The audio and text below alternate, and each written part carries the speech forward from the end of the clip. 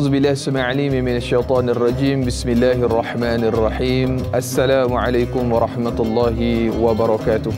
Alhamdulillah wassalatu wassalamu ala Rasulillah wa ala alihi wa sahbihi wa man wala.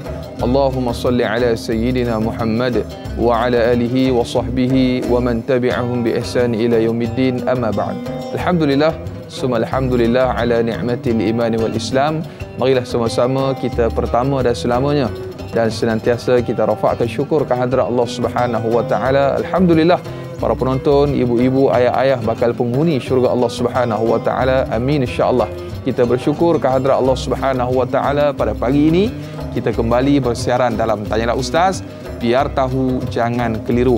Terima kasih atas tontonan anda semua dan sebagaimana biasa tajuk yang cukup menarik yang bakal sama-sama kita bicarakan pada pagi ini, iaitu kita berbicara topik sirah kisah 25 Rasul, iaitu yang akan kita bicarakan pada hari ini Nabi Nuh alaihi salam. Dan bagi edisi pada hari ini 4 November 2021 bersamaan dengan 28 Rabiul Awal 1443 Hijri, dan kita berada di penghujung bulan Rabiul Awal yang mana kita meraihkan kegembiraan kita dengan kelahirannya baginda Nabi sallallahu alaihi wasallam.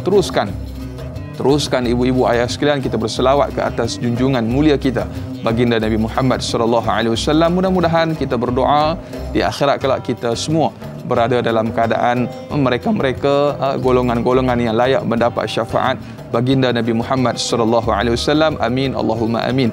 Dan sebagaimana biasa kami bawakan ke studio pada pagi ini bintang ilmuwan kita yang berbahagia, Tuan Guru Al-Fadil Ustaz Muhadir Haji Jul Hafizahullah. Assalamualaikum Ustaz. Waalaikumsalam warahmatullahi wabarakatuh. Apa khabar Ustaz? Alhamdulillah khair. Alhamdulillah, terima kasih Fadil Ustaz atas kesudian untuk bersama-sama sekali lagi dalam Tanyalah Ustaz pada pagi ini.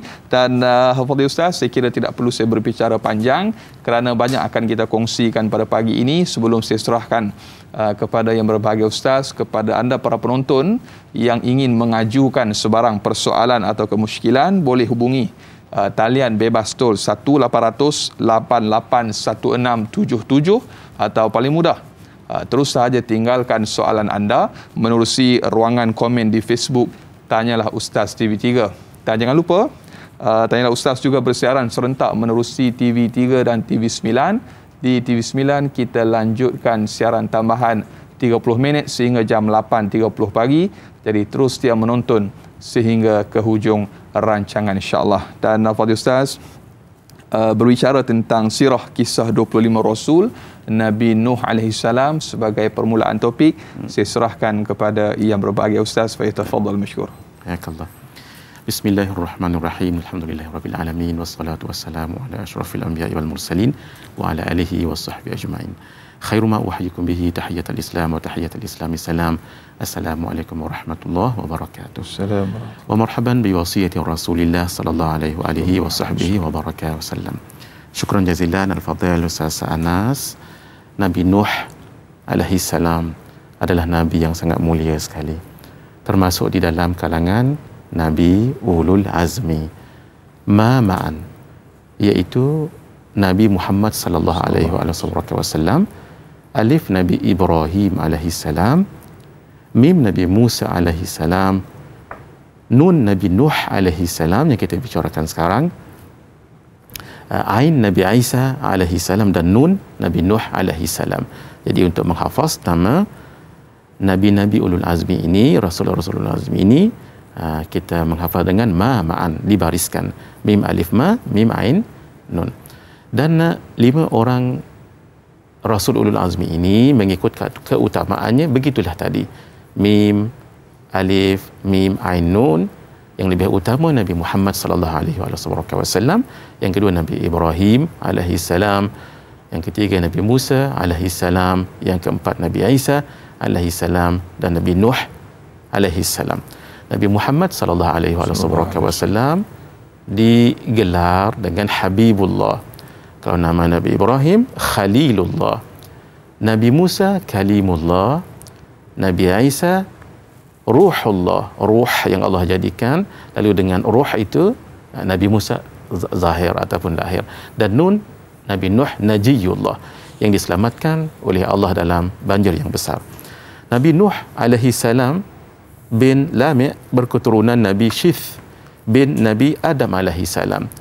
Jarak antara Nabi Nuh alaihi salam dengan Nabi Adam alaihi salam dalam beberapa riwayat menyebut 140 tahun. Lebih kurang dalam 10 abad, lebih kurang sebegitu. Oleh kerana itu Nabi Nuh alaihi salam di antara nabi-nabi ataupun rasul-rasul yang awal dibangkitkan oleh Allah Subhanahu wa taala. Beliau punyai isteri dan punyai anak yang nanti kita akan bicarakan. Yang pertama yang bernama Yam ataupun Kanaan, agak terkenal dalam sejarah yang disebut dalam Al-Quran, yang ketika Nabi Nuh memanggil untuk bersama sertai dalam bahtera, ternyata tidak mahu dan akhirnya tenggelam. Kemudian anak yang lain yang bernama Sam, yang ketiga bernama Ham, dan yang keempat bernama Yafith. Ini harus kita tahu kenapa? Kerana semua manusia, apapun bangsanya, dan kita sekarang zaman moden, semuanya adalah susur galur kita kembali kepada 3 anak Nabi Nuh alaihi salam ini. Nah, nanti kita akan bicarakan bagaimana yang masuk dalam bahtera itu 80 orang yang beriman dengan Nabi Nuh alaihi salam, berpasangan lelaki dengan perempuan, tetapi ketika turun sahaja bahtera Nabi Nuh itu berlabuh di atas Bukit Judi, 80 orang ini tidak seorang pun punyai keturunan. Allah. Yang mempunyai keturunan 3 orang anak Nabi Nuh alaihi salam tadi itulah. Kerana itu daripada 3 mereka ini berketurunanlah keseluruhannya sampai zaman kita sekarang ini. Al-Imam Ibnu Kathir di dalam tafsirnya, tafsir Ibn Kathir, menyebutkan ahli mufassirin di kalangan tabi'in, termasuklah Imam Qatadah, mengatakan an-nasu kulluhum min dzurriyyati Nuh alaihi salam. Manusia seluruhnya adalah daripada keturunan Nabi Nuh alaihi salam. Dalam Al-Quran disebutkan dzurriyyata man hamalna ma'a Nuh. Dzurriyyah yang kami bawa bersama dengan Nabi Nuh, termasuklah 3 orang anak baginda alaihi salam tadi. Dan untuk menegaskan lagi dalam surah As-Saffat, Allah menyebutkan wa ja'alna dzurriyyatahu humul baqin, dan kami jadikan bersama Nabi Nuh zuriatnya yang kekal, datang daripada 3 orang ini tadi. Jadi semua bangsa kembali kepada 3 orang anak Nabi Nuh alaihi salam. Sehingga sebahagian mufassir mengatakan bahawa anak baginda yang bernama Sam tadi, daripada beliaulah adanya keturunan Arab, Farsi, Rom, Yahudi dan Nasrani. Daripada anak beliau yang bernama Ham, itulah lahirnya keturunan Sudan, As-Sin, India, Habasyah, Qibti, bangsa Mesir, dan Barbar yang ada di Morocco itu. Dan daripada Yafith tadi lahirlah bangsa Turki, China, Mongol, dan Ya'jud dan Ma'jud. Inilah disebut di dalam kitab tafsir Ibn Kathir. Karena itu kita membicarakan sosok tubuh baginda Nabi sallallahu alaihi wasallam yang daripada keturunan baginda lah kita semua hadir. Jadi kalau Nabi Adam dipanggil Abul Bashar Al-Awwal, Nabi Nuh dipanggil Abul Bashar Al-Thani. Kalau Nabi Adam dipanggil bapa kepada manusia yang pertama, selepas itu bapa kepada manusia yang kedua adalah Nabi Nuh alaihi salam. Masya-Allah, tabarakallah. Demikian antara mukadimah ataupun permulaan topik, sedikit latar belakang tentang Nabi Nuh alaihi salam. Dan yang bagi Ustaz, dengan izin kita raikan, kita dah pun ada soalan pertama menerusi sahabat Facebook kita Rahimah Saud yang bertanya, Assalamualaikum warahmatullahi wabarakatuh. Waalaikumsalam warahmatullahi. Soalannya Ustaz, adakah terdapat riwayat tentang susuk tubuh Nabi Nuh alaihi salam? Mohon perincian daripada yang bagi Ustaz. Jazakallah khair, biar tahu jangan keliru. Dan sedikit tambahan berkenaan dengan latar belakang baginda Nabi Nuh alaihi salam. Dipersilakan Ustaz. Barakallahu fikum. Allahumma hidayatan lis-shawab. Soalan daripada Puan Rahimah Saud yang sangat baik sekali. Sejarah jelasnya tidak ada riwayat yang secara terperinci menyebut tentang sosok tubuh Nabi Nuh alaihi salam. Pun begitu di dalam Sahihul Bukhari disebut riwayat bahawa Nabi Adam itu tingginya adalah situna dhira'. Ini dhira', hasta. Ini satu hasta. Nabi Adam tingginya adalah situna dhira', 60 hasta. Kemudian apa yang berlaku? Hadisnya sedikit panjang. Falam yazalil khalqu yanqusu ba'du hatta al-an. Maka setelah daripada zaman Nabi Adam alaihissalam, makhluk ini yang namanya manusia berkurang. Tingginya tadi daripada 60 berkurang sampailah zaman kita sekarang ini beginilah. Tingginya Ustaz Anas dengan Al-Faqir begitu ya. Asalnya dulu adalah 60. Jadi tadi kita bicarakan jauh Nabi Adam dengan Nabi Nuh alaihi salam lebih kurang 140 tahun. Jadi bermakna 10 abad. Jadi kita boleh bayangkan tidak akan tinggi sampai 60 hasta dan tidak serendah kita berdua. Barangkali tinggi bagi orang, tapi bagi Nabi Adam alaihissalam maka kita adalah tidak tinggi. Secara umumnya para nabi dan rasul itu punyai kemuliaan. Kalau bicara tentang kekuatan fizikal, naam, mereka adalah sangat kuat. Umpamanya Nabi Musa alaihissalam, Allah bagikan kekuatan 10 orang lelaki. Itu Nabi Musa alaihissalam. Nabi Nuh juga sedemikian. Punyai wajah yang tampan. Semua para nabi wajahnya tampan. Semua para nabi alaihimussalam punyai suara yang sangat merdu. Begitu. Jadi setiap nabi itu tidak ada kekurangannya. Malah dari segi fizikal yang ditanyakan sosok tubuh tadi itu, walaupun tidak ada riwayat yang jelas, tapi yang umum kesempurnaan itu ada pada para nabi dan para rasul untuk sebagai suatu haibah ketika mereka berdakwah kepada kaum masing-masing. Naam. Allahu Akbar. Mudah-mudahan terjawab persoalan sahabat kita yang bertanya, dan para penonton kita raikan soalan yang kedua menerusi sahabat Facebook kita Masrifah Nur Jama'in yang bertanya, Assalamualaikum warahmatullahi wabarakatuh. Waalaikumsalam warahmatullahi. Apakah sifat-sifat yang dikurniakan oleh Allah Subhanahu wa taala kepada baginda Nabi Nuh alaihi salam sebagai seorang rasul? Mohon pencerahan Ustaz. Terima kasih. Biar tahu jangan keliru. Soalan cukup menarik. Baik, masya-Allah. Ya Ustaz Anas, sangat benar, sangat bagus soalan daripada Puan Masrifah tadi, Nur Jama'in. Secara umumnya sifat-sifat iaitu kita merujuk kepada apakah yang dimiliki oleh para nabi dan para rasul, ya, terutamanya dalam bab dakwah itu. Jadi mereka dibekalkan oleh Allah Azza wa Jalla dengan, kalau fizikal tadi, sifat-sifat kesempurnaan. Tetapi kalau secara khusus seperti yang kita pelajari di dalam akidah Ahlus Sunnah wal Jamaah, ada 4 yang utama, iaitu sidq, benar dari segi pertuturan, benar dari segi apapun yang mereka lakukan. Yang kedua, sifat amanah. Yang ketiga, sifat tabligh, dan yang keempat, sifat fatanah. Sifat fatanah adalah sifat kebijaksanaan. Semua para nabi dan rasul adalah bijak. Cuma bezanya ada yang lebih kepada dalam perkara berdebat. Umpamanya Nabi Nuh alaihi salam, beliau adalah antara orang yang pandai berdebat, ahli dalam bidangnya. Dan lebih ahli adalah Nabi Ibrahim alaihi salam. Wa laqad atayna Ibrahim rushd. Sesungguhnya kami telah berikan rushd, iaitu kecerdasan fikiran dalam bab debat dan dalam debat perbincangan kepada Nabi Ibrahim alaihi salam. Jadi secara umumnya Puan Masrifah dan yang lain, sifat-sifat yang 4 yang kita pelajari dalam akidah Ahlus Sunnah wal Jamaah itu sebenarnya ini namanya ummahatus sifat. Ummahatus sifat yang 4 ini, sidqu, asal sebutannya as-sidqu, amanah, tabligh dan fatanah, itu sebenarnya ummahatus sifat untuk para rasul. Jadi sifat kamalat, kesempurnaan yang menyempurnakan nabi dan rasul itu banyak lagi sebenarnya. Tapi daripada 4 ini maka turunlah sifat-sifat yang baik dan terpuji yang lain. Allahu Akbar. Masya-Allah, tabarakallah.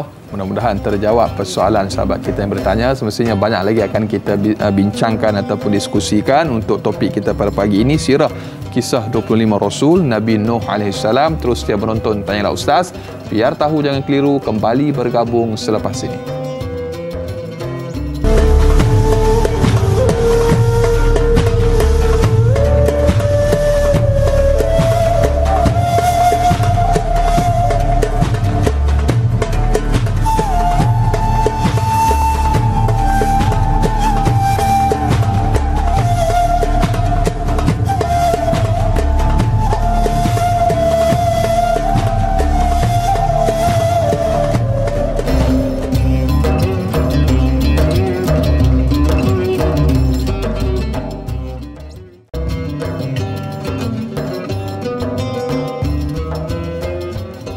Alhamdulillah masih lagi terus setia bersama dengan Tanyalah Ustaz. Biar tahu jangan keliru para penonton, ibu-ibu, ayah-ayah bakal penghuni syurga Allah Subhanahu wa taala. Amin insya-Allah.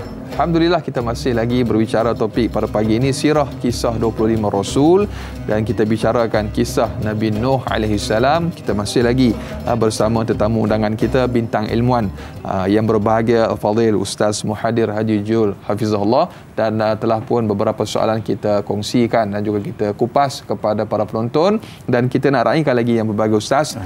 Soalan yang berikutnya menerusi sahabat Facebook kita Al-Syai yang bertanya, Assalamualaikum warahmatullahi wabarakatuh. Waalaikumsalam warahmatullahi wabarakatuh. Bagaimanakah permulaan dakwah baginda Nabi Nuh alaihi salam dan bentuk-bentuk cabaran yang dihadapi daripada kaumnya yang kufur dan menyembah berhala sehingga nama Nabi Nuh alaihi salam itu membawa maksud orang yang banyak bersyukur meskipun dihina oleh kaum baginda sendiri. Mohon Ustaz kongsikan biar tahu jangan keliru. Masya-Allah. Soalan ini sangat bagus sekali Anas dan punya perlukan kupasan sebab beberapa yang ditanya permulaan dakwah, bentuk-bentuk cabaran, dan beliau juga ada sebut, saudara Sal kita menyebut tentang Nabi Nuh alaihi salam itu adalah orang yang banyak bersyukur, bukan hanya bersyukur tapi banyak bersyukur. Nah, karena itu Allah Azza wa Jalla menyebutkan innahu kana abdan syakura. Allah tidak sebut innahu kana abdan syakira, tidak, tapi syakura. Sesungguhnya Allah Azza wa Jalla mengatakan bahawa baginda Nabi Nuh adalah hamba yang syakura, banyak bersyukur. Kalau syakira, orang yang bersyukur. Kenapa? Inilah hebatnya Nabi Nuh alaihi salam. Walhal Nabi Nuh alaihi salam kalau nak dikatakan sebagai hamba yang bersabar, itu patut. Kenapa? Kita akan bicarakan selepas ini. Dakwahnya bukan sedikit, 950 tahun. 80 orang je Ustaz Anas, tak sampai 100 orang yang beriman. Wa ma amana ma'ahu illa qalil. Tidaklah beriman dengan Nabi Nuh melainkan sedikit sahaja. Bagaimana permulaan dakwah Nabi Nuh alaihi salam? Tadi kita bicarakan bahawa Nabi Nuh alaihi salam datang 140 tahun selepas Nabi Adam alaihi salam. Al-Imam Ibnu Ashur di dalam kitab tafsirnya At-Tahrir wa Tanwir, beliau menyebutkan para ahli al-mufassirin, ahli tafsir mengatakan belum ada syariat pada zaman Nabi Nuh alaihi salam, tidak ada syariat kecuali dakwah kepada tauhid. Dan dakwah kepada tauhid ini lebih nampak jelas membenteras syirik pada zaman Nabi Nuh alaihi salam. Zaman itu memang ada ajaran, contohnya pengharaman membunuh, dan tak boleh ambil hak orang, itu memang ada. Tetapi belum ada yang lebih jelas tentang perbuatan syirik, belum ada. Hatta zaman Nabi Adam alaihi salam, itu maksiat yang besar ketika itu adalah berlaku ketika Qabil membunuh Habil. Itu adalah yang melibatkan pembunuhan, belum lagi melibatkan syirik. Kesyirikan ini bermula pada zaman Nabi Nuh alaihi salam. Secara umumnya dakwah Nabi Nuh dan para rasul yang lain iaitu ani'budullaha wattaquhu wa ati'un, iaitu menyembah Allah Azza wa Jalla, bertakwa padanya dan taat kepada perintah Nabi Nuh alaihi salam. Apa yang berlaku sebelum kedatangan Nabi Nuh? Ada 5 orang saleh disebut di dalam Al-Quran, juga dalam tafsir, yang mereka sangat saleh sekali. Namanya adalah satu Wad, yang kedua Suwa', yang ketiga Yaghuth, yang keempat Ya'uq, dan yang kelima Nasar. Mereka adalah orang-orang yang saleh. Apa yang berlaku? Mereka hidup pada zaman sebelum Nabi Nuh alaihi salam.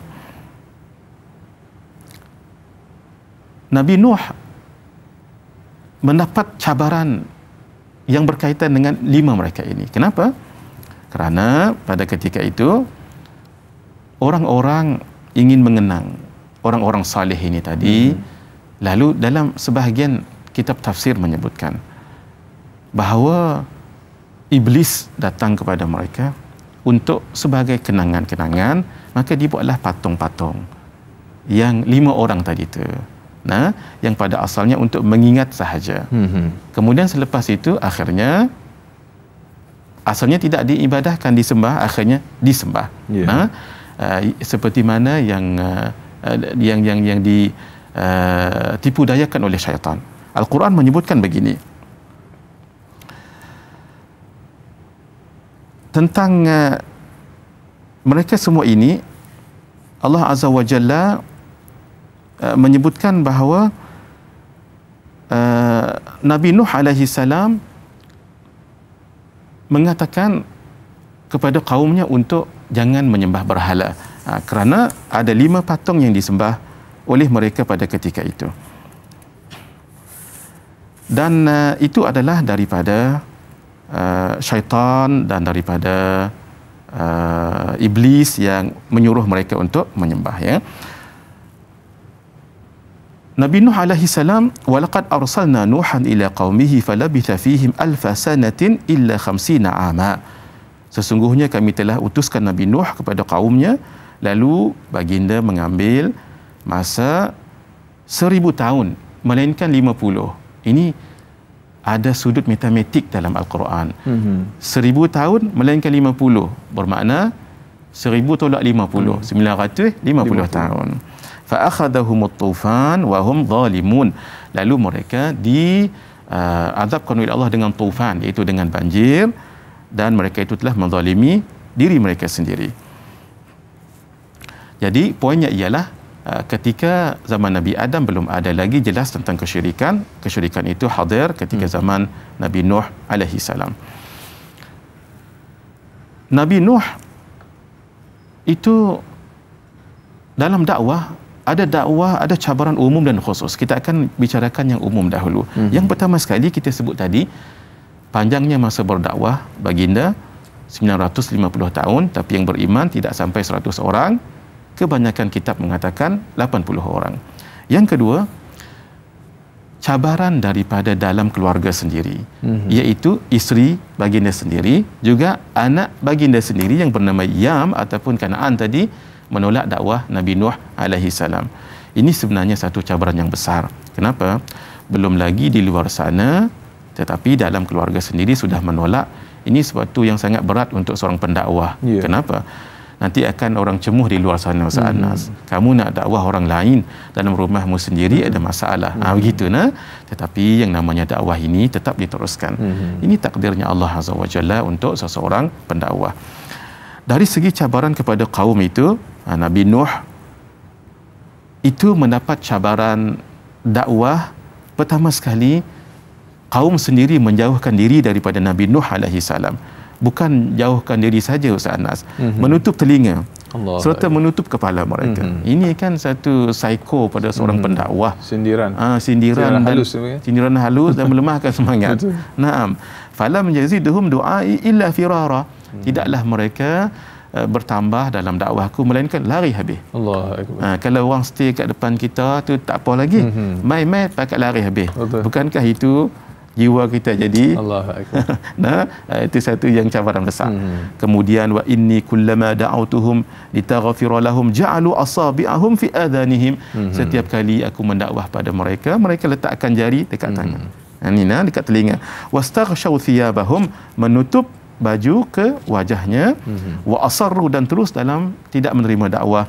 Wastakbaru istikbara, dan menyombong diri. Ada beberapa lagi cabaran, kita akan sambung selepas ini. InsyaAllah. Dan demikian antara cabaran yang perlu dihadapi, harga yang perlu dibayar, dan disebutkan menjadi liability pula kepada salah seorang yang melakukan dakwah apabila yang menolaknya mungkin daripada kalangan ahli keluarga. Jadi perlu kuatkan semangat agar terus kita istiqamah dalam jalan ataupun kerja dakwah ini, insyaAllah. Dan berikutnya yang bagi Ustaz, kita raikan lagi soalan menerusi sahabat Facebook kita, Muhammad Hafizi Hafiz. Assalamualaikum warahmatullahi wabarakatuh. Waalaikumsalam warahmatullahi. Soalannya Ustaz, adakah benar kaum Nabi Nuh alaihi salam merupakan kaum yang pertama di dunia yang mencipta patung untuk disembah yang pada mulanya dicipta hanya untuk mengenang jasa pahlawan mereka sahaja. Mohon pencerahan Ustaz. Terima kasih. Biar tahu, jangan keliru. Saya kira Ustaz telah pun kongsikan sedikit, mungkin ada tambahan berkenaan dengan patung-patung tersebut. Sahih. Alhamdulillah, syukran jazilan Muhammad Hafizi. Apakah mereka kaum pertama mencipta patung? Kalau dari segi zahir sejarahnya, na'am. Dan asalnya untuk mengenang jasa, untuk disembah. Al-Imam Ibn Hibban dalam sahihnya menyebutkan Sayyidina Ibnu Abbas radhiyallahu taala anhuma mengatakan, kana baina Adam wa Nuh 10 qurun. Antara Nabi Adam dengan Nabi Nuh ada 100 qurun. Ada 10 qurun. Kulluhum 'alal Islam. Semuanya 'alal Islam, sehinggalah nanti dakwah Nabi Nuh itu lebih kepada membenteras syirik. Kenapa tu? Ini disebut dalam ayat dan kaitan 5 orang soleh yang kita sebutkan tadi. Wa qalu la tadharunna alihatakum. Lalu mereka mengatakan, jangan kamu tinggal untuk menyembah Tuhan kamu. Wa la tadharunna wadda, dan jangan kamu tinggal untuk menyembah wadda, yang asalnya patung tadi dibina untuk mengingat orang soleh pada ketika itu. Lalu syaitan yang auha syaitanu ila qaumihim, syaitan yang membisikkan pada mereka, aninsibu ila majalisihim, supaya mereka buat dekat majlis-majlis kerajaan mereka, allati kanu yajlisun, yang mereka ramai-ramai duduk, apa? Ansabah, buat patung gitu. Wasammuha bi asma'ihim, dan mereka namakan patung-patung itu dengan nama-nama yang tadi itu. Fafa'alu, lalu mereka lakukan.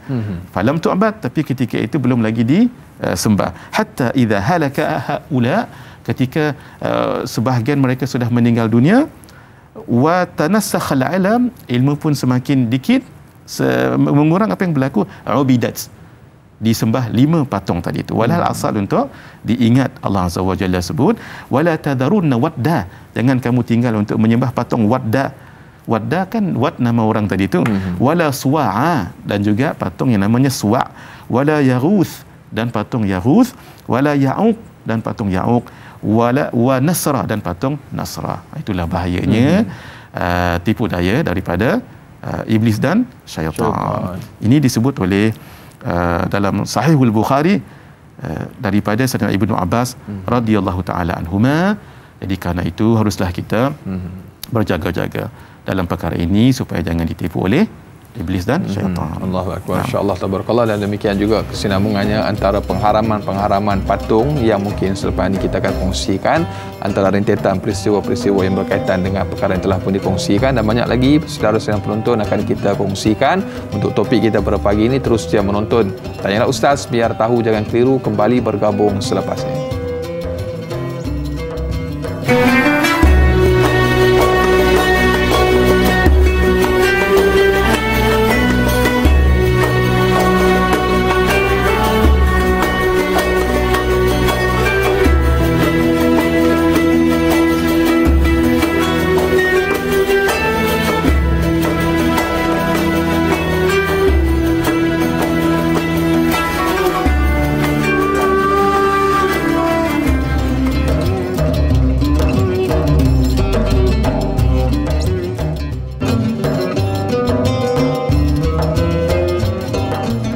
Alhamdulillah, masih lagi terus setia bersama dengan Tanyalah Ustaz, biar tahu jangan keliru. Kita masih lagi berbicara topik sirah, kisah 25 Rasul Nabi Nuh alaihi salam, dan kita masih lagi bersama dengan Al-Fadil Tuan Guru Ustaz Muhadir Haji Jul Hafizahullah, dan telah pun banyak kita kongsikan berkenaan topik kita pada pagi ini.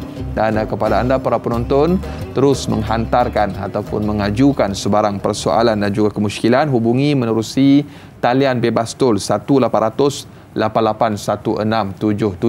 atau paling mudah terus sahaja tinggalkan soalan anda ataupun kemusykilan anda menerusi laman rasmi Facebook Tanyalah Ustaz TV3. Jangan lupa bagi anda yang menonton menerusi siaran secara langsung di Facebook ataupun FB Live, tekan butang kongsi, sebar luaskan, mudah-mudahan bermanfaat insya-Allah. Dan Fadil Ustaz, kita nak teruskan lagi dengan tadi beberapa perkara ataupun cabaran dakwah yang telah pun Ustaz sebutkan. Mungkin ada cabaran-cabaran lain yang mungkin boleh kita jadikan sebagai satu inspirasi penguat semangat khusus kepada mereka yang berada di jalan dakwah ni Ustaz. Baik.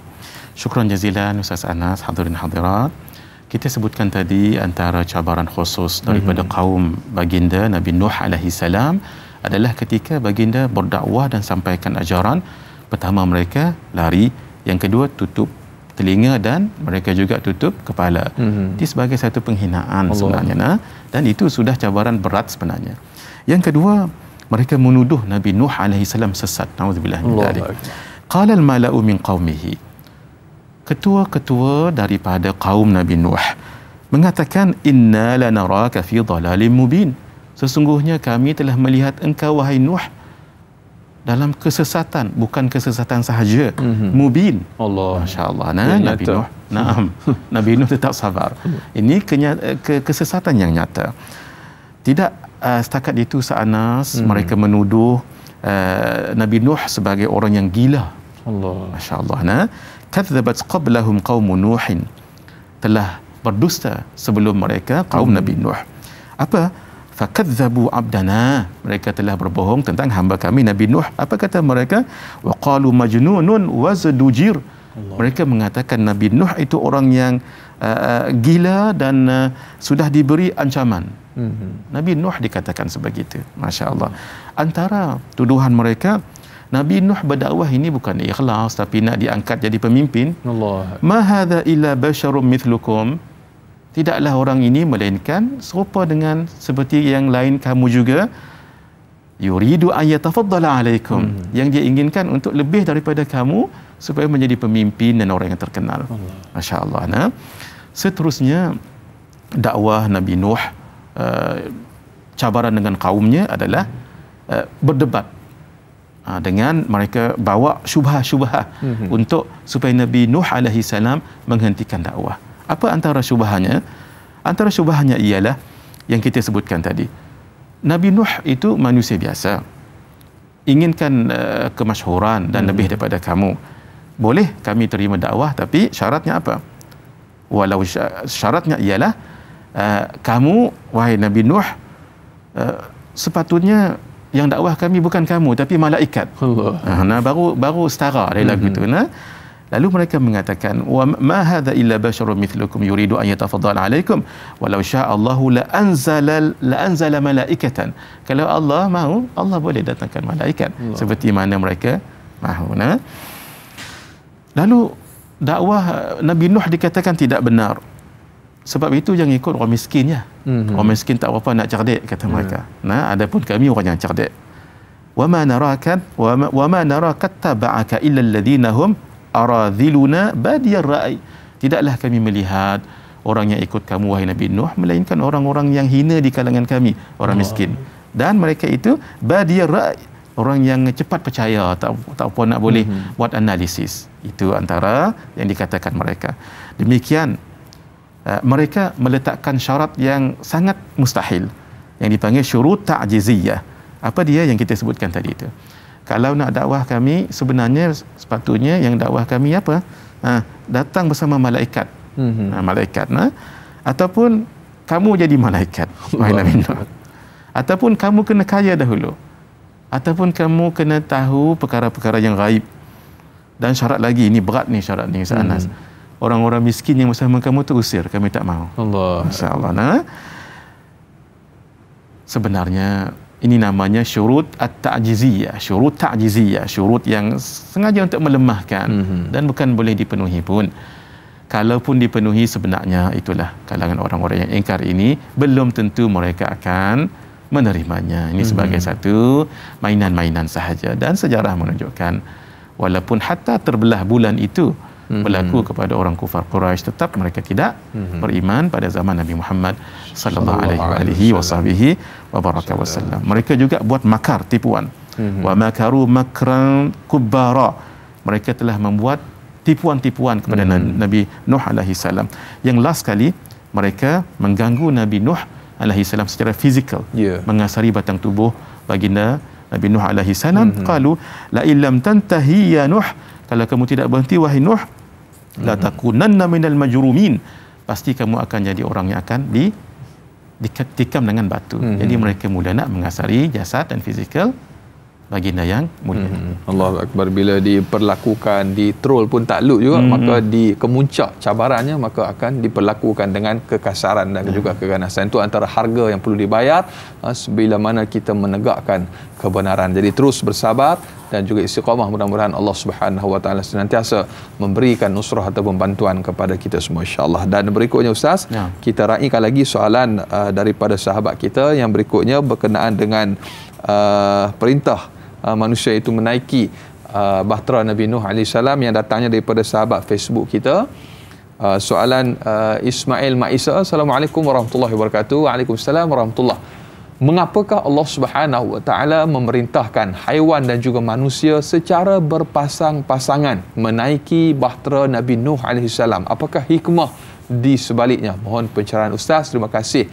Biar tahu, jangan keliru. Ini juga menjawab kepada mereka-mereka yang mengatakan bahawa ada jantina yang ketiga tu yang telah pun boleh dibidas dengan dalil ini, Ustaz. Masya Allah.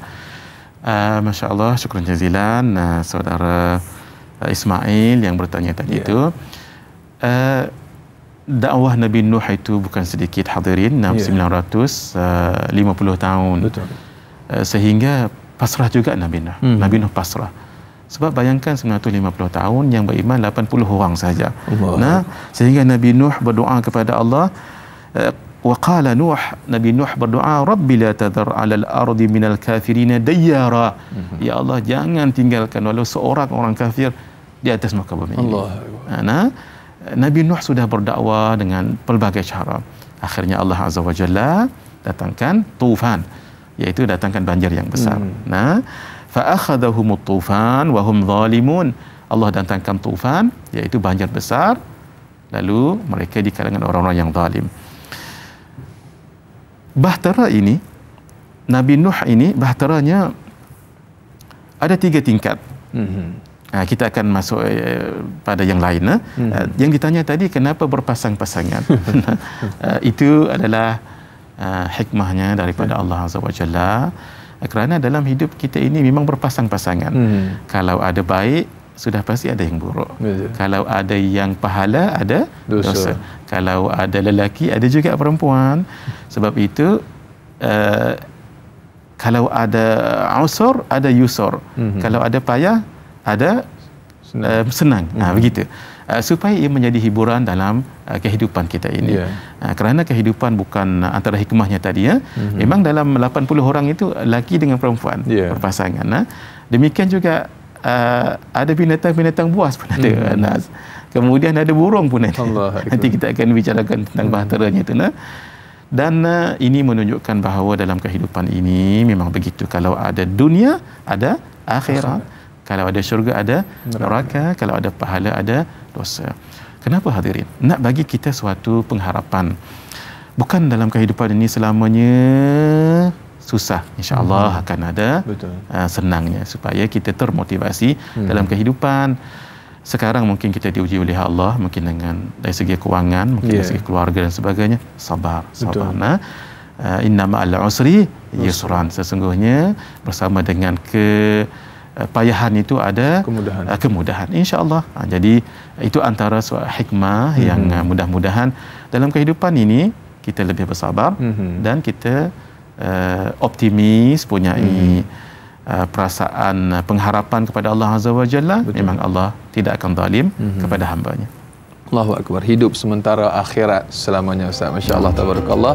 Tampan sementara, cantik pun sementara juga. Masya-Allah, tabarakallah. Banyak yang sementara dan akhiratlah kekal selama-lamanya. Banyak kali akan kita kongsikan, Ustaz, untuk sirah kisah 25 Rasul Nabi Nuh AS. Jadi terus dia menonton Tanyalah Ustaz, biar tahu, jangan keliru. Kembali bergabung selepas ini.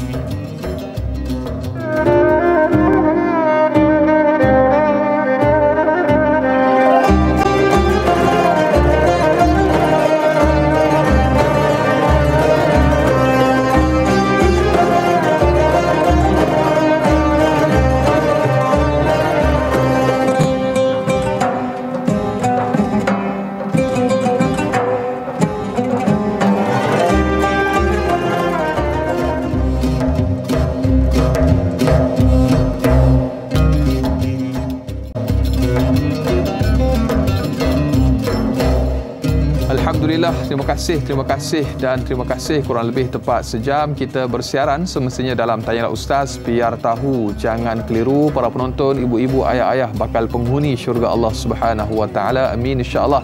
Alhamdulillah, kita masih lagi bersama dengan Al-Fadhil Tuan Guru Ustaz Muhadir Haji Jul Hafizahullah, dan kita masih lagi berbicara topik sirah kisah 25 Rasul, dan kita berbicara tentang Nabi Nuh alaihi salam. Dan kepada para penonton yang ingin mengajukan sebarang persoalan atau kemusykilan, boleh hubungi kami menerusi talian yang tertera, talian bebas Sol 18881677, atau paling mudah tinggalkan komen anda menerusi ruangan komen di Facebook Tanyalah Ustaz TV3. Jangan lupa untuk tekan butang kongsi, sebar luaskan, mudah-mudahan bermanfaat insya-Allah. Dan kita nak teruskan lagi yang berbahagia Ustaz dengan soalan yang berikutnya menerusi sahabat Facebook kita, Pak Su Li Romli. Assalamualaikum warahmatullahi wabarakatuh. Waalaikumsalam warahmatullahi.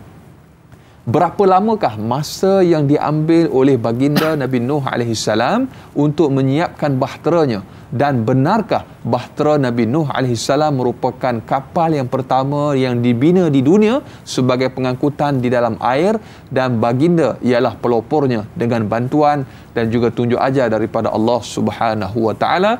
Biar tahu, jangan keliru. Itu soalannya Ustaz. Nah, masya-Allah. Menarik soalan ini untuk kita tahu. Digunakan bahtera, perkataan bahtera bukan sampan bermaksud besar. Baik, kita jawab dahulu, benarkah bahtera Nabi Nuh merupakan kapal pertama di dunia sebagai pengangkutan? Ya, boleh kita katakan begitu. Dan pelopornya, naam, dengan bantuan tunjuk ajar daripada Allah, sudah pasti. Ketika Nabi Nuh berdoa supaya kaum-kaum yang ingkar ini tidak lagi ada dalam dunia ketika itu, Allah Azza wa Jalla perintahkan Nabi Nuh untuk buat kapal, buat fulk, wasna'il fulka bi'ayunina wa wahyina. Wahai Nabi Nuh, buatlah al-fulk. Fulk ini bukan safinah tu perahu kecil, tapi ini fulk. Buatlah bahtera bi'ayunina. Kalau kita terjemah zahir, bahaya, dengan mata-mata kami. Maha suci Allah daripada permata. Sebab itu kita kena takwil. Sebab itu pendekatan salaf dengan khalaf kita pelajari dalam pengajian tauhid. Bi'ayunina, dengan mata-mata kami, maksudnya dengan pengawasan daripada kami. Wa wahyina, dan kawalan daripada kami. Itu perintah Allah kepada Nabi Nuh alaihi salam. Di dalam kitab-kitab sejarah disebutkan bahawa ketika Allah perintahkan Nabi Nuh ini, Allah juga suruh tanam pokok. Pokok tu namanya pokok asaj. Pokok tu. Berapa lama? 20 tahun menanam. Maksudnya sesuatu kerja itu mesti ada perancangan. Bukan terus buat lagu tu saja. Menanam saja pokok asaj 20 tahun. Dan membina kapal tadi 40 tahun. Bina kapal itu 40 tahun. Nabi Nuh dan orang-orang yang beriman bersama dengan beliau. Masya Allah. Ada pendapat mengatakan 100 tahun. Ada pendapat mengatakan 400 tahun. Bahtera ini, supaya dapat kita sedikit gambaran, panjangnya adalah 300 zira'. Ini satu zira' tuan-tuan. 300. Jadi hasta. Panjang tu. Itu panjangnya tu. Lebar dia 50 hasta. Tinggi dia 30 hasta. Agak-agak kita boleh bayangkan lagu mana. Dan dia ada 3 tingkat. Satu tingkat ke satu tingkat tadi tu 10 hasta. Satu tingkat ke satu tingkat. Dan oleh kerana dia ada 3 tingkat, tingkat yang paling bawah ini adalah untuk binatang melata dan binatang buas. Yang bawah tu bukan manusia saja, binatang pun ada ikut mai. Di tengah-tengah itulah manusia. Dan di atas tingkatnya, tingkat atas adalah untuk burung. Sebagai gambaran tadi. Jadi bermakna apa ini? Bermakna akan berlaku suatu peristiwa besar. Ketika disebut al-fulk, maka itu melibatkan banjir. Itulah banjirnya nanti. Tudammiru kulla syai'in. Banjir itu memusnahkan, tudammir kulla syai'in. Kalau diterjemah dengan bahasa biasa, kulla ini sepenuhnya. Tetapi para ulama mengatakan kalau kula itu sepenuhnya bermakna bumi akan hancur, bulan akan hancur, bukit lain akan hancur, matahari akan hancur, ternyata tidak. Sebab itu kullu di sini walaupun ia itu zahirnya keseluruhan, tapi maknanya sebahagian. Betul. Jadi banjir zaman Nabi Nuh ini memusnahkan sebahagian daripada perkara-perkara. Sebab Nabi Nuh sendiri tidak musnah. Karena itu ya, dalam perbahasan usul, kullu itu ada kullu kulli, satu lagi kullu kulliyah, iaitu ada satu kullu yang maksudnya keseluruhan. Ada juga kullu yang namanya yang bermaksud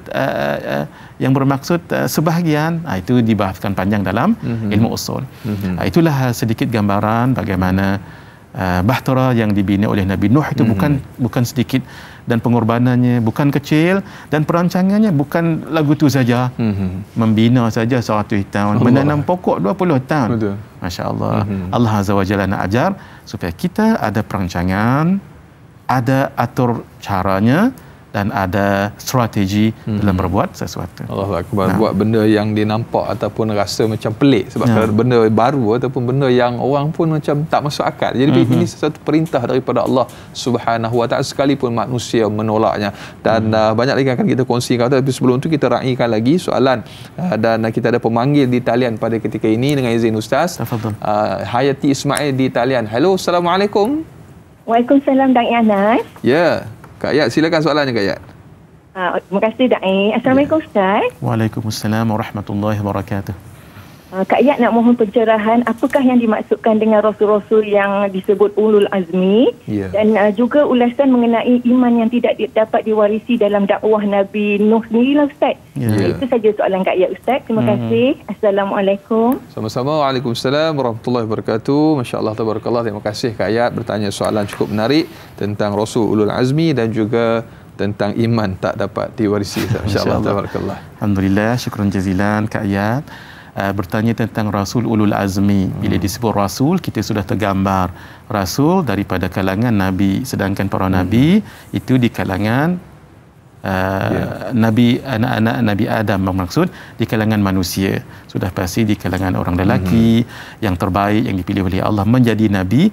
Daripada kalangan Nabi inilah nantinya dipilih menjadi para Rasul. Nabi kita tahu dalam pengajian akidah ada 124,000 orang Nabi. Daripada itu dipilih sebagai Rasul itu ada 313 satu qaul. Yang paling masyhur ada qaul 314, ada qaul mengatakan, iaitu qaul pendapatnya 315. Baik. Di kalangan 315 ini yang terbaik di kalangan mereka dipanggil ulul azmi, bermaksud rasul-rasul yang punya azam yang lebih, cabaran yang lebih dalam dakwah banding dengan para rasul yang lain. Itulah yang kita sebut 5 tadi itu yang kita hafal dengan ma'an. Mim alif ma, mim ain nun. Mim yang pertama Nabi Muhammad sallallahu alaihi wasallam. Alif yang kedua Nabi Ibrahim alaihi salam. Mim yang ketiga Nabi Musa alaihi salam. Ain yang keempat Nabi Isa alaihi salam, dan nun yang terakhir yang kita bicarakan Nabi Nuh alaihi salam. Dalam ranking siapa di antara para rasul yang lebih daripada siapa, ini kita bukan buat perbandingan mana baik mana buruk, tidak ya. Ini semuanya terbaik, tetapi yang lebih baik di antara yang terbaik sudah pasti mim yang pertama Nabi Muhammad sallallahu alaihi wasallam yang mendapat gelaran Habibullah. Alif yang kedua Nabi Ibrahim Khalilullah. Mim yang ketiga Nabi Musa alaihi salam dipanggil Kalimullah, dan ain yang keempat Nabi Isa dipanggil Ruhullah, dan nun yang terakhir Nabi Nuh alaihi salam yang dipanggil Najiyullah. Jadi nama-nama mereka di-attach dengan nama Allah, maksud sesuatu yang di-attach diidhafahkan kepada Allah yang mulia, maka sudah pasti rasul-rasul yang kita sebutkan tadi sangat mulia. Baik. Kemudian iman yang tidak diwarisi itu sangat benar, dan kumpulan Raihan ada buat nasyid itu kan Ustaz Anas, iman tidak dapat diwarisi, itu sangat benar sekali. Jadi kerana itulah apabila iman tidak dapat diwarisi, maka hendaklah ada satu usaha untuk kita tarbiyahkan anak-anak ataupun keluarga kita dengan cara yang benar, dengan akidah yang benar, dengan cara yang benar. Sebab tidak semestinya ayah dan ibunya orang beragama, anak akan ikut sama, tidak. Begitu juga tidak semestinya orang yang mungkin ayah ibunya orang yang tidak kuat agama, malah tidak beragama sekalipun, tetapi anaknya itu menjadi orang yang beragama, orang Islam, dan Islam yang baik pula. Dalam sejarah banyak sangat sebegini. Kenapa? Ini untuk jadi kita sebagai satu ambil berat. Bukan semestinya ayah kita orang beragama, kita pun turut juga, tidaknya. Situlah proses tarbiyah yang dipanggil. Bukan saja tarbiyah, tapi ta'dib. Dua ini sangat penting. Tarbiyah kita ajar, dan ta'dib kita didik. Mudah-mudahan kita dapat sama-sama mengecapi nikmat keimanan itu dan nikmat tarbiyah dan nikmat ta'dib itu. Allahu akbar, masya-Allah, tabarakallah. Dan Ustaz, kita berbicara juga sedikit, kita berbalik kepada persoalan tentang bagaimana keagungan dan juga kehebatan ilmu maritim dan juga perkapalan pelayaran yang bagaimana telah pun digagaskan ataupun disebutkan antara founder yang pertama ialah baginda Nabi Nuh alaihissalam. Jadi begitu juga gambaran yang Allah Taala berikan di dalam Al-Quran tentang bagaimana hebatnya yang namanya kapal atau bahtera yang berlayar, mungkin sebagai satu panduan dan inspirasi kepada kita bahawa mahalnya ilmu ni, Ustaz, sedikit. Sangat, masya-Allah. Benar Ustaz Anas, untuk berlayar di satu laut itu mudah, tetapi ketika berdepan dengan ombak yang setinggi gunung, itu belum tentu. Perlukan kapal bahtera yang kukuh dan yang kuat, dan bukan sebarang untuk mencantumkan papan-papan ataupun kayu-kayu itu. Al-Quran menggambarkan wahya tajri bihim fi maujin kal jibal.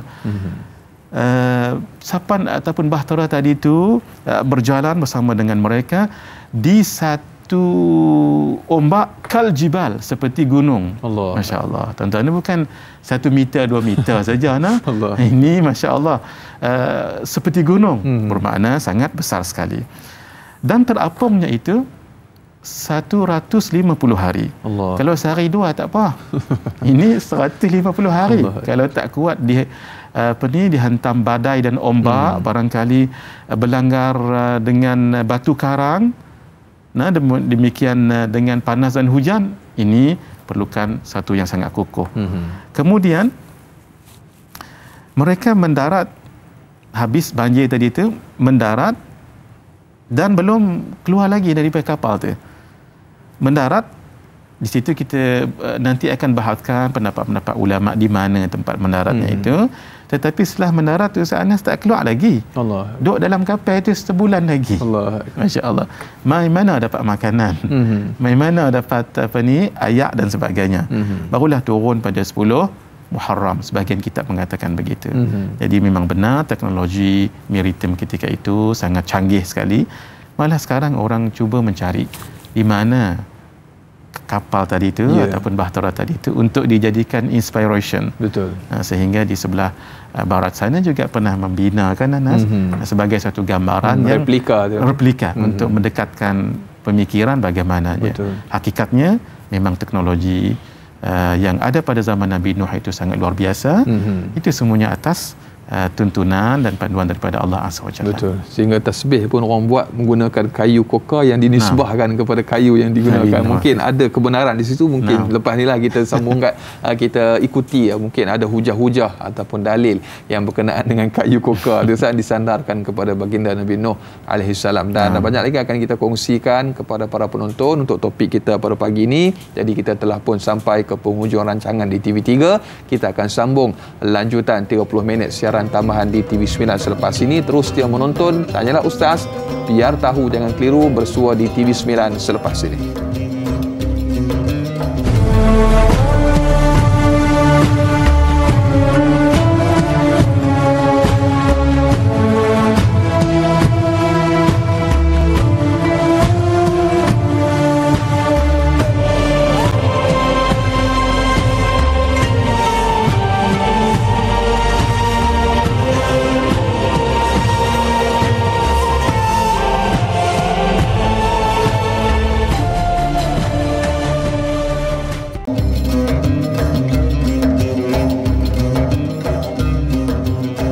Alhamdulillah masih lagi terus setia bersama dengan Tanyalah Ustaz, biar tahu jangan keliru, lanjutan 30 minit siaran tambahan di TV9. Terima kasih kepada para penonton, ibu-ibu, ayah-ayah bakal penghuni syurga Allah Subhanahu wa taala. Amin insya-Allah. Dan kita masih lagi berbicara topik sirah, kisah 25 Rasul Nabi Nuh alaihi salam, dan kita masih lagi bersama dengan Al-Fadil Tuan Guru Ustaz Muhadir Hadi Jul Hafizahullah, dan telah pun banyak kita kongsikan, kita jawab persoalan-persoalan yang diajukan oleh sahabat penonton kita pada pagi ini. Mudah-mudahan memberikan gambaran dan juga dapat sama-sama kita aplikasikan, kita renung dan juga kita muhasabah. Mudah-mudahan Allah Subhanahu wa taala memberikan keberkatan kepada kita apabila kita berbicara dan juga kita menyebutkan tentang insan-insan yang mulia, terutamanya Rasul dan juga Nabi alaihi wassalatu wassalam. Dan berikutnya Ustaz, juga sebelum saya serahkan kepada yang bagi Ustaz, bagi para penonton yang ingin mengajukan sebarang persoalan atau kemusykilan, terus sahaja tinggalkan komen anda menerusi ruangan komen di Facebook Tanyalah Ustaz TV3. Jangan lupa tekan butang kongsi, sebar, luaskan. Mudah-mudahan bermanfaat insya-Allah. Dan kita raikan soalan yang berikutnya Ustaz, daripada sahabat kita di Facebook Amin Ruddin yang bertanya. Assalamualaikum warahmatullahi wabarakatuh Ustaz.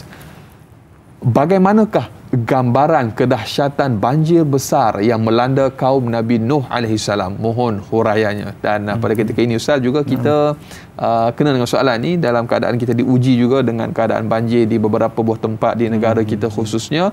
Mungkin sebagai muhasabah kita bersama sedikit daripada Ustaz. Baik, masya-Allah. Allahumma hidayatan lis-shawab. Syukran jazilan saudara Amin Ruddin. Sangat dahsyat sekali banjir berlaku pada zaman Nabi Nuh alaihi salam. Bukan kecil ombaknya itu, banjirnya bukan sedikit kecil, tetapi Al-Quran menggambarkan wahya tajri bihim fi mawjin kaljibal, dan bahtera tadi itu berjalan di atas ombak yang setinggi gunung. Ombak yang sebesar gunung tu, masya-Allah, bukan setakat setinggi sebesar gunung. Allah. Itu sangat luar biasa sekali. Sehingga Nabi Nuh alaihi salam melihat ranapnya rumah-rumah, pokok-pokok, dan orang bergelimpangan cuba berenang dan tenggelam kebanyakannya. Dan dalam ketika itu beliau terlihat anaknya pun terikut juga, yang kita sebutkan sebagai Yam ataupun Kanaan itu. Lalu ketika Nabi Nuh alaihi salam melihat anak yang tercinta ini, wanada Nuh ibnahu wa kana fi ma'zilin. Ketika Nabi Nuh melihat anaknya yang terkapai-kapai dalam ombak tadi itu, Anas dan hadirin, maka Nabi Nuh pun melihat dia dalam keadaan tenggelam sebegitu. Ya bunayyarkam ma'ana, wahai anakku yang kucintai, maka ikutlah bersama dengan abah. Wala takum ma'al kafirin, jangan bersama dengan orang-orang yang kafir. Jadi bermaksud di ketika itu memang bergelimpangan orang-orang ketika itu, lemas dan suasana sangat panik sekali. Bayangkan saja sekarang tadi Ustaz Anas sebut kita dilanda banjir di setengah tempat di Malaysia ini. Mudah-mudahan tempat-tempat dan orang yang dilanda banjir itu bersabar. Amin. Dengan ini memberi ketabahan, mudah-mudahan diangkat darajat dengan kesabaran semuanya sekali. Dan ini juga sebenarnya peluang untuk kita juga yang tidak terkena musibah ini untuk menghulurkan bantuan. Betul. Ini sebenarnya satu jalan. Apa yang berlaku itu semuanya punya hikmah. Kadang-kadang kita melihat seperti tidak bagi kita dalam pandangan biasalah, tidak memberi kebaikan, tetapi sebenarnya memberi kebaikan yang sangat besar sekali, membantu orang-orang yang terkena musibah ini. Mudah-mudahan semuanya sabar dan insya-Allah bantuan akan hadir daripada kerajaan yang sewajarnya insya-Allah. Di situ juga kita belajar yang namanya climate change ni, dari segi lebih luas bagaimana perlunya kita menjaga kelestarian alam ini kan Ustaz Anas, dengan pembangunan silakan, penyelesaian silakan, tapi hendaklah berhemah. Betul. Begitu. Islam bukan hanya perkara yang ritual, solat, zakat, puasa, haji, tidak, tapi secara keseluruhannya. Keamanan pun begitu juga. Jadi kerana itu sangat baik kalau ada perbincangan di antara negara-negara besar tentang bagaimana perlu kita ambil berat tentang climate change itu. Pada itu dalam negara kita bersatu hati dan membantu orang yang ditimpa banjir sebegini untuk mengeratkan lagi hubungan antara kita tanpa mengira agama, tanpa mengira kaum. Allahu Akbar. Dan berikutnya Ustaz, kita raikan lagi soalan menerusi sahabat Facebook kita Sahziatul Sidik. 2 soalan. Assalamualaikum warahmatullahi wabarakatuh. Waalaikumsalam warahmatullahi. Soalan yang pertama, bagaimanakah reaksi baginda Nabi Nuh AS ketika mana diperintahkan untuk membina bahtera sedangkan ketika itu di tengah-tengah padang pasir? Yang kedua, bagaimanakah baginda Nabi Nuh AS bersabar dan bersangka baik dengan segala perintah daripada Allah Subhanahu Wa Taala ketika dalam pembinaan bahtera itu yang sangat panjang tempohnya, daripada menanam pokok, menggergaji sehinggalah pembinaan bahtera itu sendiri. Mohon pencerahan Ustaz. Syukran. Masya-Allah. Sangat bagus soalan ini. Reaksi Nabi Nuh sudah pasti orang-orang yang beriman ketika datang perintah daripada Allah, qalu sami'na wa ata'na. Kalau orang yang beriman mengatakan qalu sami'na wa ata'na, para nabi dan rasul lebih baik daripada orang yang beriman. Sudah pasti mereka lebih lagi. Tambah lagi Nabi Nuh alaihi salam adalah di kalangan para rasul ulul azmi. Sudah pasti taat pada perintah Allah Azza wa Jalla. Soalan yang kedua, na'am, bukan setakat membina begitu sahaja. Benar yang dikatakan oleh Puan Sahziatul Sidik, sebab menanam pokok tu 20 tahun, pokok saj itu. Kemudian membina kapal itu, ada satu pendapat 40 tahun, ada satu pendapat 100 tahun, ada satu pendapat 400 tahun. Dan yang membina itu bukannya ramai, 80 orang itulah. Dan itu pun bagi mana lelaki mana dengan perempuan, banding dengan seramai-ramai manusia pada ketika itu. Sudah pasti apabila Allah perintahkan sesuatu, maka Allah mengkehendakinya dan ada hikmah di sebaliknya. Betul. Ternyata selepas itu berlaku banjir yang menenggelamkan kebanyakan tempat dalam dunia pada ketika itu. Nah, itulah dia hikmah sabar. Betul. Jadi kesabaran yang bukan sedikit para nabi dan rasul itu, sabarnya masya-Allah tabarakallah. Nabi SAW ketika sakit itu seperti ditanggung oleh 10 orang yang sakit. 10 orang yang sakit itu Anas bergabung. Begitulah rasa yang dirasa oleh Nabi SAW. Untuk apa itu? Hikmahnya adalah untuk lebih lagi mendapat pahala daripada yang lain. Sebab setiap musibah itu kan ada pahala. Betul. Ini kan musibah yang bertimpa-timpa, lebih lagi dapat begitu. Begitulah yang dialami oleh para nabi dan rasul, kesabaran yang sangat luar biasa sekali. Innamas sabru fi sadmatil ula. Sesungguhnya pahala sabar yang paling besar ketika di awal diuji. Di awal, contoh bila berlaku sesuatu kita sabar. Jangan berlaku sesuatu marah-marah dan tak terkawal diri. 10 minit orang nasihat, tak apalah saya sabar. Itu sabar juga. Lambat. Tapi sabar tu dia rankingnya tidak seperti hak awal. Betul. Yang awal tadi innamas sabru fi sadmatil ula. Innama itu adatul hasar. Maksudnya sungguh-sungguh sebenar-benarnya sabar yang paling tinggi. Karena itu innama yuwaffas sabiruna ajrahum bighairi hisab. Sesungguhnya Allah melengkapkan pahala kepada orang yang sabar itu dengan pahala yang tidak ada hisab. Walaupun sebahagian ulama mengatakan sabar di sini maksudnya puasa, tapi sebahagian yang lain mengatakan kalau diumumkan bermakna memang sabar itu pahalanya sangat besar. Allahu Akbar. Masya-Allah tabarakallah. Mudah-mudahan terjawab persoalan sahabat kita yang bertanya dan bercerita tentang perasaan Ustaz kita tentang perkara-perkara yang mungkin menyebabkan emosi kita terganggu dan sebagainya. Dan ada soalan yang bertanya daripada sahabat kita Syahira Lia Muhammad yang bertanya tentang perasaan baginda Nabi Nuh AS. Di Facebook kita raikan soalannya. Assalamualaikum warahmatullahi wabarakatuh. Waalaikumsalam warahmatullahi. Bagaimanakah perasaan Nabi Nuh AS apabila salah seorang anak dan isterinya yang dikasihi menolak untuk beriman dan mengikut baginda menaiki bahtera? Ini perasaan yang sukar untuk digambarkan. Kita sibuk berdakwah begitu, maknanya ahli keluarga sendiri yang tidak mengikuti jalan kebenaran yang dibawa Ustaz. Betul, disebut oleh Ustaz Anas tadi, itu cabarannya sangat besar. Tambah lagi kalau satu dia menolak. Betul. Yang kedua, tolakan yang kedua kita ceritakan tadi ketika Nabi Nuh AS dalam banjir yang besar tu di atas bahtera tu. Betul. Melihat orang-orang dah tenggelam dan lemas, tergapai-gapai. Ada anak lalu di offer irkam ma'ana, marilah naik bersama dengan kami, wala takum minal kafirin, jangan ma'al kafirin, jangan bersama orang-orang yang kafir.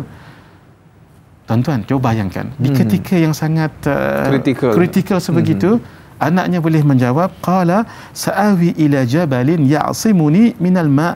Tak apa abah, saya tak apa, saya pergi ke bukit dan bukit tu tak kena ayak, saya akan pergi kat situ. Allahu akbar. Nabi Nuh, perasaan sayang tadi kan Ustaz Anas, siapa yang tak sayang dengan anak? Walaupun anak tu mungkin nakal macam mana, mungkin cengeng, mungkin apa nama bahasa Kedah adalah tu keras dan sebagainya, mesti ada perasaan. Nabi Nuh mengatakan dan bagi explain, qala la asimal yawma min amrillah illa man rahim. Wahai anak, tak ada lah yang selamat pada hari ini melainkan siapa yang dirahmati oleh Allah Azza wa Jalla. Wa hala bainahumal mawj fakana minal mughraqin. Masya-Allah.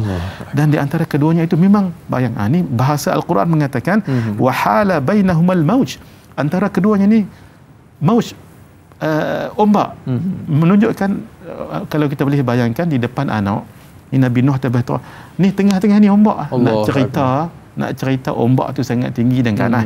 Masya-Allah.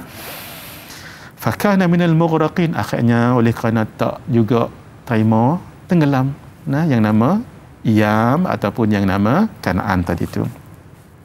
Masya-Allah. Nabi Nuh tu yang kata perasaan tadi, bagus soalan ni tetap juga Nabi Nuh minta pada Allah, wa nada Nuh rabbahu, Nabi Nuh minta doa pada Allah, faqala rabbi inna bani min ahli, wahai Allah, anakku ni termasuk dalam ahli keluargaku. Wa inna wa'dakal haqqah wa inna wa'dakal haqqu, sesungguhnya janjimu adalah benar, maksudnya untuk menerima dakwah doa daripada para nabi dan rasul. Wa anta ahkamul hakimin, dalam pada itu engkau lah yang maha bijaksana di antara yang bijaksana. Ketika ini Nabi Nuh ditegur oleh Allah Azza wa Jalla. Allah mengatakan, qala ya Nuh, wahai Nuh, innahu laisa min ahlik, sesungguhnya anakmu bukan tergolong di kalangan keluargamu. Karena dari segi nasab, dari segi biologi tapi dari segi iman tidak.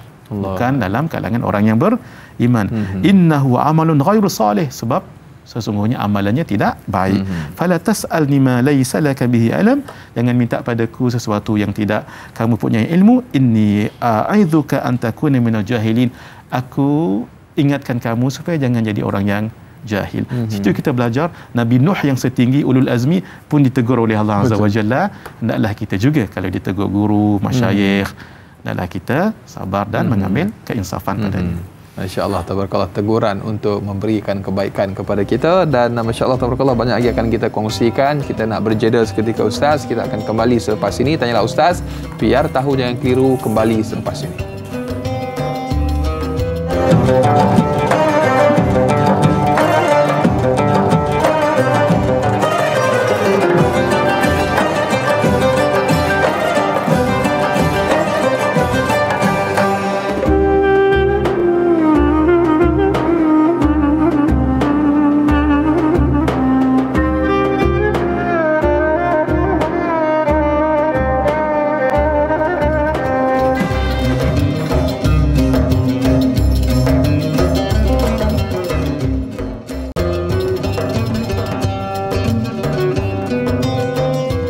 Alhamdulillah, sehingga ke hujung rancangan masih lagi terus setia bersama dengan Tanyalah Ustaz, biar tahu jangan keliru. Terima kasih atas tontonan anda, ibu-ibu, ayah-ayah, para penonton, bakal penghuni syurga Allah Subhanahu wa taala. Amin. Insya-Allah kita masih lagi berbicara topik sirah, kisah 25 Rasul Nabi Nuh alaihi salam. Panjang lebar telah pun dikongsikan oleh bintang ilmuwan tetamu undangan kita yang berbahagia Tuan Guru Ustaz Muhadir Haji Jul Hafizahullah. Dan sehingga ke penghujung siaran ni Ustaz, kita masih lagi ada beberapa soalan yang perlu kita raikan. Dan berikutnya daripada Qurratu Hafiz. Assalamualaikum warahmatullahi wabarakatuh. Waalaikumsalam warahmatullahi. Di manakah terletaknya Bukit Judi? Adakah Bukit Judi itu masih wujud sehingga sekarang? Mohon pencerahan Ustaz, biar tahu jangan keliru. Bismillahirrahmanirrahim. Jazakallah khair Qurratul Hafiz. Bukit Judi itu memang wujud sampai sekarang. Cuma di mana tempatnya itu khilaf di kalangan ulama. Al-Imam Ibnu Kathir menyebutkan dalam tafsirnya tafsir Ibn Kathir, ia berada di wilayah Jazirah ataupun barat laut Mesopotamia dekat Iraq. Sebab Nabi Nuh alaihi salam memang dihantar, memang berdakwah dekat kawasan Iraq. Itu satu pendapat. Ada pendapat mengatakan dekat Butan. Dan pendapat yang terkini, yang moden lah, pengkaji moden mengatakan ia berada di puncak banjaran Ararat dekat Turki. Ala kulli hal, masih sampai sekarang Ustaz Anas dicari, dan hakikat sebenarnya kita tidak tahu, wallahu alam bisawab. Tetapi Bukit Judi itu memang ada, cuma tidak diketahui tempatnya. Betul. Alhamdulillah, mudah-mudahan terjawab walaupun ringkas, tetapi menjadi satu panduan. Terkadang ada yang pergi musafir ataupun pergi ziarah, jadi secara logik ataupun exact place tu masih lagi belum terungkai mestinya Ustaz. Dan apapun kita mengambil ibrah dan juga pengajaran daripada kisah dakwah Nabi Nuh AS. Dan berikutnya kita raikan soalan Nabi sebelum tu Ustaz, mungkin sebagai tambahan kepada cara dakwah tadi, sebagaimana kita maklum bagaimana cabaran yang cukup besar, dan terkini kita nak tahu sedikit tentang cara baginda Nabi Nuh AS berdakwah sedikit. Masya-Allah, syukran jazilan Ustaz Anas. Memang Nabi Nuh antara yang sangat cekal sekali. Betul. Berdakwah sangat lama, 950 tahun. Betul. Satu. Yang kedua, berdakwahnya siang dan malam. Kita sudah sebut tadi, Rabbi inni da'autu qaumi lailan wa nahara.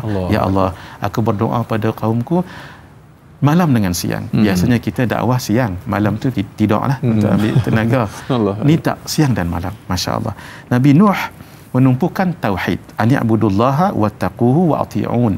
Itu menyembah Allah Azza wa Jalla. Itu disebut oleh Al-Imam At-Tabari di dalam tafsir Al-Qurtubi, menyebutkan bahawa yad'uhum ila tauhid, mendakwah kaumnya kepada tauhid, wa firaqil alihah wal authan, dan membezakan Tuhan yang sebenar dengan berhala-berhala. Ada manhaj dakwah yang sangat baik, iaitu targhib dengan tarhib. Targhib, memberi peringatan. Apa kata Nabi Nuh? Qala ya qaum inni lakum nadhirun mubin. Wahai kaumku, aku sebagai memberi peringatan pada kamu. Lakum di sini bermaksud Nabi Nuh hanya untuk kaumnya, bukan untuk semua. Nah, ini lakum nadhirun mubin, peringatan supaya jangan kena adab yang nyata. Nah, juga tadi tarhib menakutkan, ini targhib. Apa dia? Nabi Nuh mengatakan, ya ghafir lakum min dhunubikum wa yuakhirkum ila ajalin musamma. Allah Azza wa Jalla akan ampunkan dosa kamu, sebahagian dosa kamu, dan akan mengakhirkan kamu, maksudnya memanjangkan usia kamu ke satu yang lain. Masya-Allah, tabarakallah. Nabi Nuh juga mengatakan kepada kaumnya, banyakkan istighfar. Faqustaghfiru rabbakum innahu kana ghaffara yursilis samaa 'alaikum midrara wa yumditkum bi amwali wa banin wa yaj'al lakum jannat wa yaj'al lakum anhara. Nabi Nuh mengatakan, aku mengatakan, banyakkan beristighfar kepada Tuhanmu kerana sesungguhnya Allah adalah Maha Pengampun. Kalau kamu banyak beristighfar, Allah akan bagi apa? Yursilis samaa 'alaikum midrara. Allah akan datangkan awan-awan dengan hujan yang mencurah-curah. Wa yumditkum bi amwali wa banin, akan membanyakkan pada kamu amwal, harta-harta, wa banin, dan anak pinak. Wa yaj'al lakum jannat, dan Allah akan jadikan kamu kebun-kebun yang hidup. Wa yaj'al lakum anhara, dan menjadikan sungai-sungai. Demikian Nabi Nuh juga berdakwah secara diam-diam dan secara terang-terangan. Dan Nabi Nuh mengingatkan keagungan dan kurniaan Allah Azza wa Jalla. Malakum la tarjuna lillahi waqara. Mengapa kamu tidak percaya akan kebesaran Allah? Qad khalaqakum atwara. Allah telah menjadikan kamu beberapa tingkatan. Ingatkan, flash balik apa kurniaan Allah kepada kamu. Itu antara metodologi manhaj dakwah Nabi Nuh alaihi salam yang tidak pernah merasa lelah dan letih dalam dakwah baginda.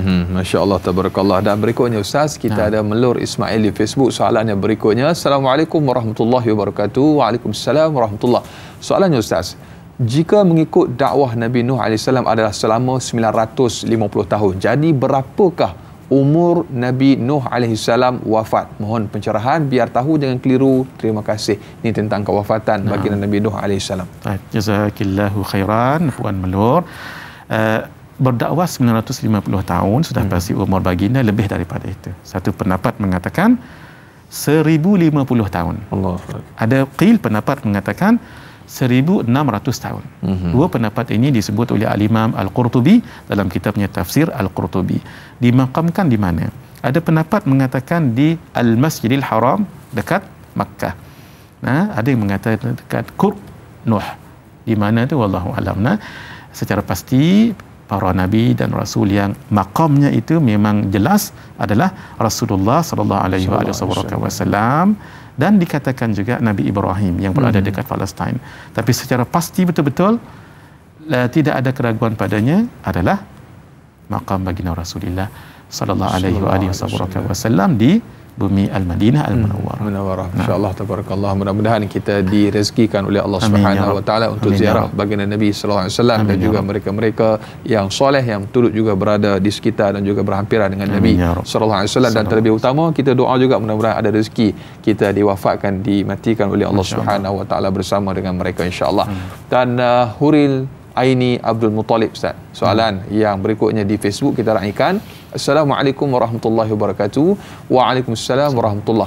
Nabi Nuh AS pernah berdoa memohon keampunan daripada Allah Subhanahu wa taala buat dirinya, ibu bapanya dan umat Islam. Boleh Ustaz kongsikan doa baginda Nabi Nuh AS ini? Terima kasih.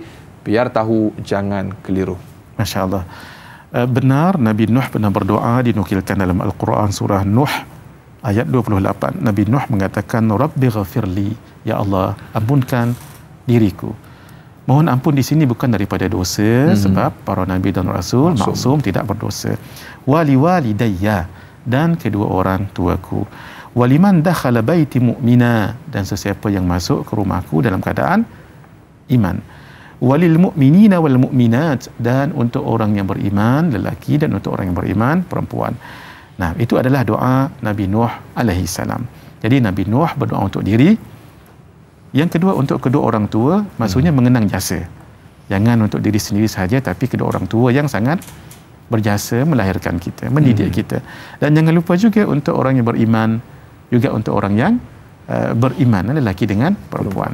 Karena itu baginda menyebutkan Rasulullah sallallahu alaihi wasallam dalam satu hadis, man istaghfara lil mu'minina wal mu'minat kataballahu lahu bikulli mu'minin wa mu'minatin hasanatan.